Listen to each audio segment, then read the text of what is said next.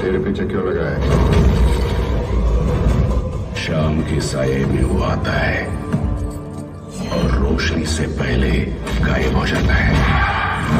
पर ये पता है, तुम 12 घंटों में जितने मील सोए उससे कई ज्यादा हड्डियां वो तोड़ चुका है।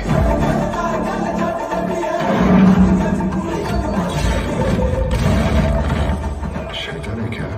नहीं, शैतान नहीं। तो भगवान है। मैं जाट हूं। सर कटने के बाद भी हाथ हथियार नहीं छोड़ता।